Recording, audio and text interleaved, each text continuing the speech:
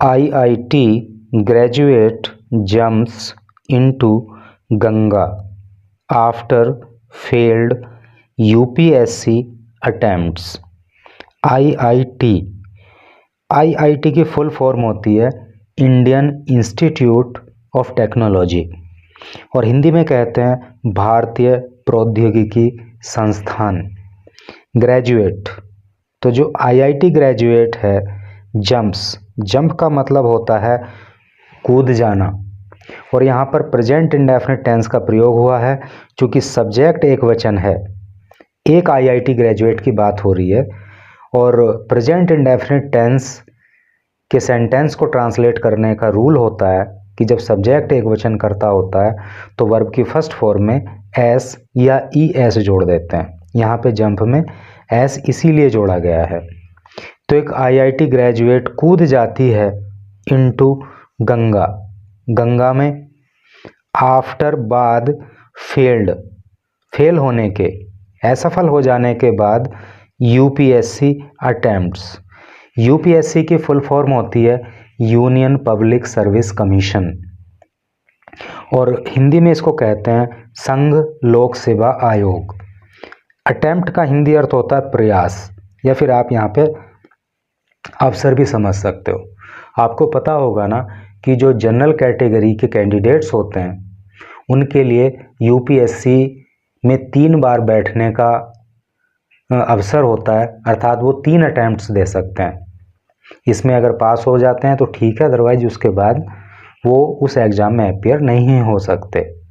तो क्या इसका टोटल का अर्थ हो रहा है कि UPSC अटैम्प्ट्स में असफल हो जाने के बाद, अर्थात ये लड़की UPSC के 3 अटैम्प्ट दे चुकी थी लेकिन उनमें असफल रही, तो उसके बाद ये गंगा में कूद गई और IIT ग्रेजुएट थी। IIT से इसने जो है MTech वगैरह किया हुआ था। आगे आपको पता चलेगा एक देश की बहुत ही होनहार लड़की जो है वो मृत्यु को प्राप्त हो गई। बहुत दुख का विषय है। चलिए पढ़ते हैं आगे। फादर सेज, फादर पिता, सेज कहते हैं यानी कि उस लड़की के पापा कहते हैं। Lalita was the eldest among 4 siblings. Lalita was थी द एल्डेस्ट सबसे बड़ी, अमंग बीच 4 सिबलिंग्स भाई बहन, यानी कि चारों भाई बहनों में ललिता सबसे बड़ी थी। She did BSc from Bardhaman college in Bijnor.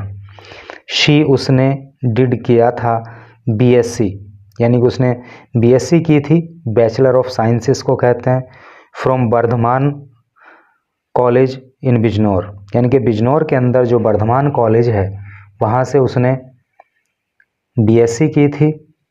And then completed MTech in computer science from IIT Kanpur in 2022। And और देन तब इसने पूरा किया था MTech इन कंप्यूटर साइंस में फ्रॉम से IIT कानपुर से इन 2022 में, और 2022 में इसने IIT कानपुर से कंप्यूटर साइंस में MTech किया था। MTech की full form master of technology होती है। आइए अब इधर जो है न्यूज़ को डिटेल में पढ़ते हैं। यहाँ लिखा है an IAS aspirant and MTech degree holder from Indian Institute of Technology Kanpur. एक IAS एस्पिरेंट का मतलब होता है आकांक्षी और IAS की फुल फॉर्म होती है इंडियन एडमिनिस्ट्रेटिव सर्विसेज, भारतीय प्रशासनिक सेवा जिसको कहते हैं। तो एक IAS एस्पिरेंट, आकांक्षी का मतलब समझ गए ना, जो IAS बनना चाहता हो उसको IAS एस्पिरेंट कहेंगे।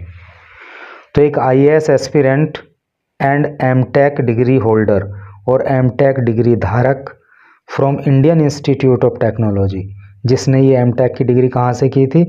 इंडियन इंस्टीट्यूट ऑफ टेक्नोलॉजी अर्थात आईआईटी कानपुर से उसने एमटेक किया था। अलेजली, अलेजली का मतलब होता है कथित रूप से। डाइड बाय सुसाइड, तो कथित रूप से डाइड, वो मृत्यु को प्राप्त हो गई, बाय सुसाइड, आत्महत्या करके।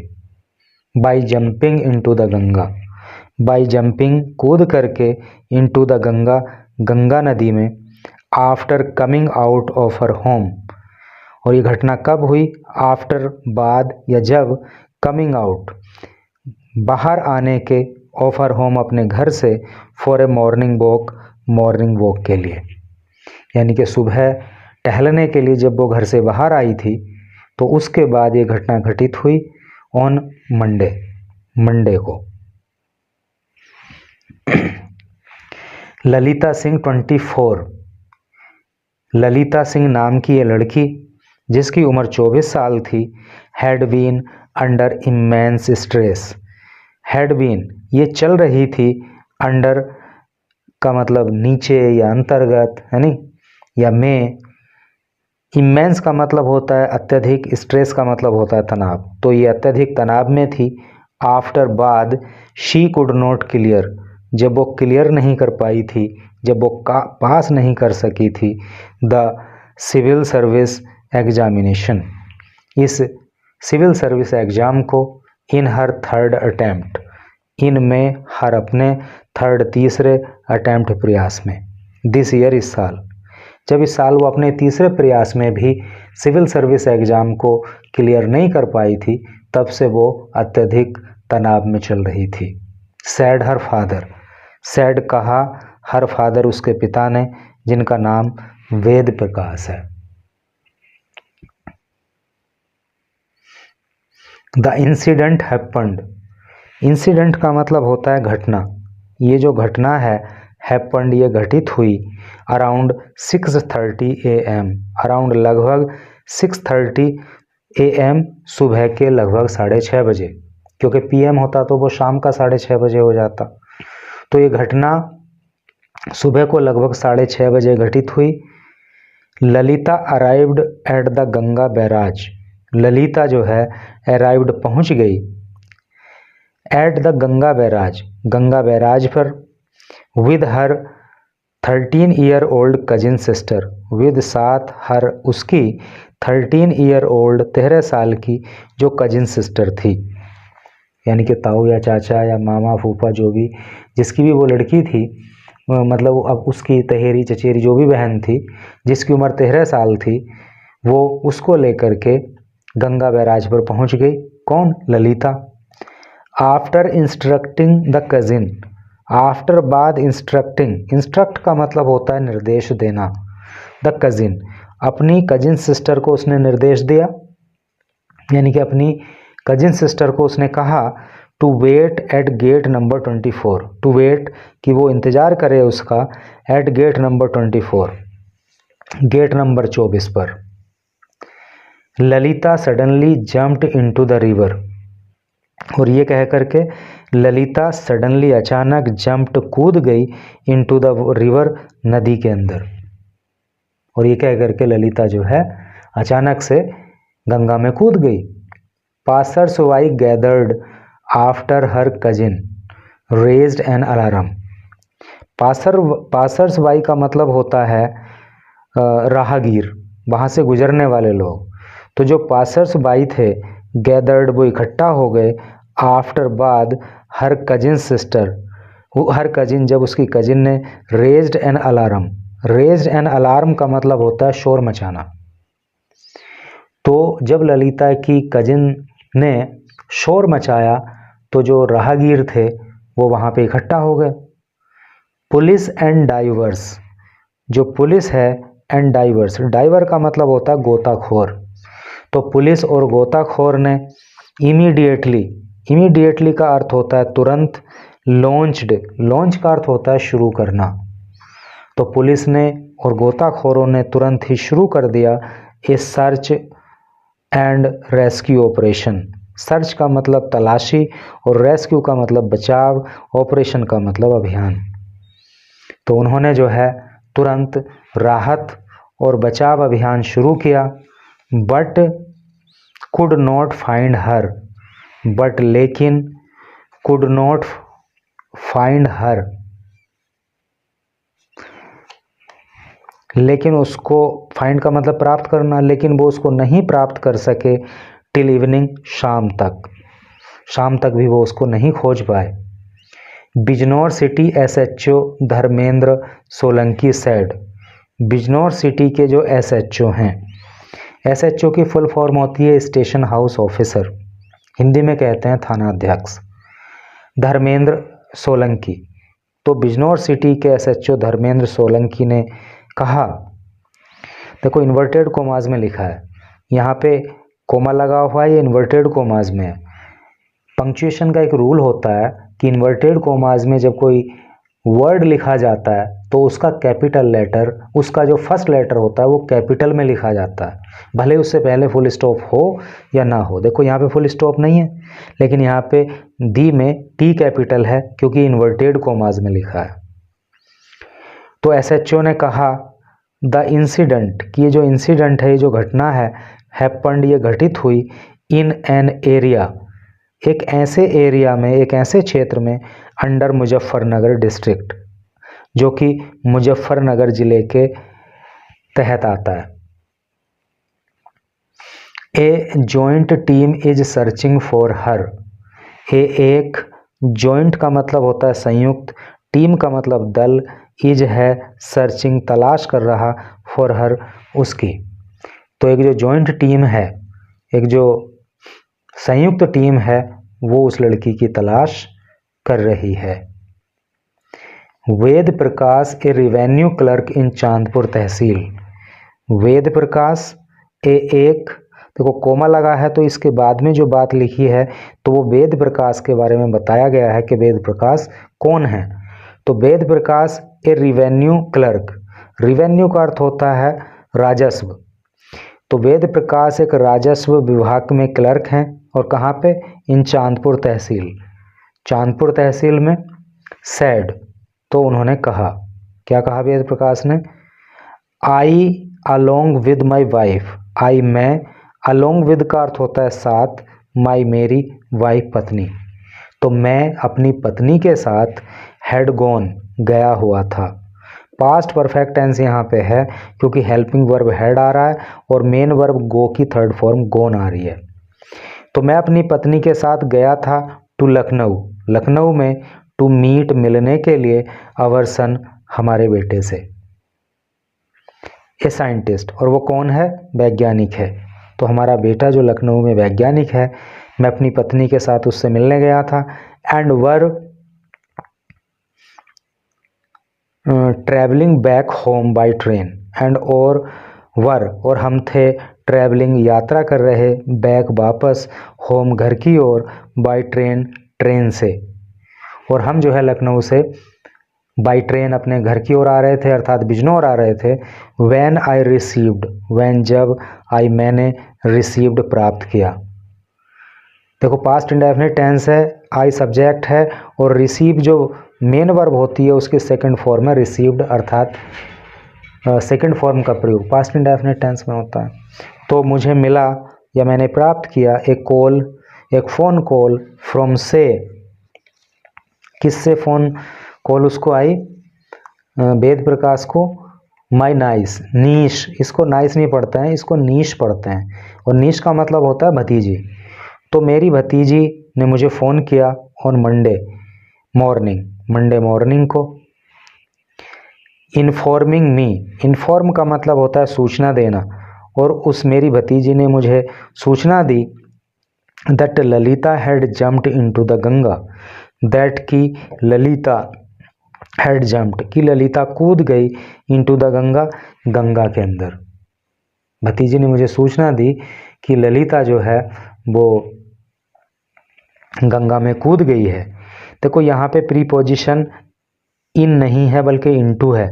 जब कहीं पे कूदा जाता है, कुएं में कूदना, नदी में कूदना, तो वहाँ पे हिंदी में तो में बोलते हैं, लेकिन में की अंग्रेजी वैसे इन होती है, लेकिन प्रीपोजिशन ऐसे टाइम पे इनटू का प्रयोग होता है, क्योंकि जब व्यक्ति कूदता है तो वो हवा में होता है, तो इसलिए यहाँ पे प्रीपोजिशन इनटू का प्रयोग होता है। तो उसने मुझे सूचित किया कि ललिता गंगा में कूद गई। आफ्टर रीचिंग बिजनौर, आफ्टर बाद रीचिंग पहुंचने के बिजनौर, तो बिजनौर पहुंचने के बाद आई रस्ट टू द बैराज, मैं रस्ट दौड़ा टू द बैराज, बैराज पे, अर्थात मैं आनन फानन में बैराज पे गया। Local police and diverse, local का अर्थ होता है स्थानीय, पुलिस जो स्थानीय पुलिस है, एंड डाइवर्स और जो गोताखोर हैं, वर सर्चिंग फॉर हर, वर थे सर्चिंग तलाश कर रहे, फॉर हर उसकी। ट्रांसलेशन के हिसाब से यहाँ पे पास्ट कॉन्टिन्यूअस टेंस है क्योंकि वर आ रहा है और मेन वर्ब की फर्स्ट फॉर्म में आईएनजी लगा हुआ है। जब वोज या वर आ जाए, मेन वर्ब की फर्स्ट फॉर्म में आईएनजी लग जाए तो वो स्ट्रक्चर पास्ट कॉन्टिन्यूअस टेंस का होता है। आई रिक्वेस्टेड द ऑथोरिटीज़, आई मैंने रिक्वेस्टेड प्रार्थना करी, द ऑथोरिटीज़ कंसर्न, ऑथोरिटीज़ का मतलब अधिकारी, कंसर्न का अर्थ होता है संबंधित, तो जो संबंधित अधिकारी हैं उनसे मैंने प्रार्थना की टू कॉल ए टीम, कि वो एक टीम बुलाएं, from the national disaster response force, जिसको शॉर्ट में एनडीआरएफ बोलते हैं। तो मैंने वहाँ पे अधिकारियों से निवेदन किया, उनसे प्रार्थना की कि वो एनडीआरएफ की टीम को बुला लें बेटी को तलाश करने के लिए। She did BSc from Bardhaman college in Bijnor, she उसने डिड किया था BSc from Bardhaman college in Bijnor, Bijnor में जो बर्धमान कॉलेज है वहाँ से उसने बीएससी किया था। And then completed MTech in computer science from IIT Kanpur in 2022, and और देन तब कंप्लीटेड उसने पूरा किया था एमटेक को in computer science, computer science में from IIT Kanpur, IIT Kanpur से इन 2022 2022 में, है ना। बीएससी करने के बाद आईआईटी कानपुर से कंप्यूटर साइंस में एमटेक किया था। She used to go out for a morning walk with her cousin every day, she used to, देखो यूज टू जो होता है ना वो किसी की आदत को शो करता है। जब आप रोज रोज बार बार किसी काम को करते हो तो वो आपकी एक हैबिट होती है और इंग्लिश में उसको शो करने के लिए यूज टू का प्रयोग होता है। पास्ट टेंस में यूज्ड टू कर देते हैं उसको। तो शी यूज टू गो, वो जाया करती थी, और ये प्रेजेंट इंडेफिनिट टेंस का सेंटेंस है।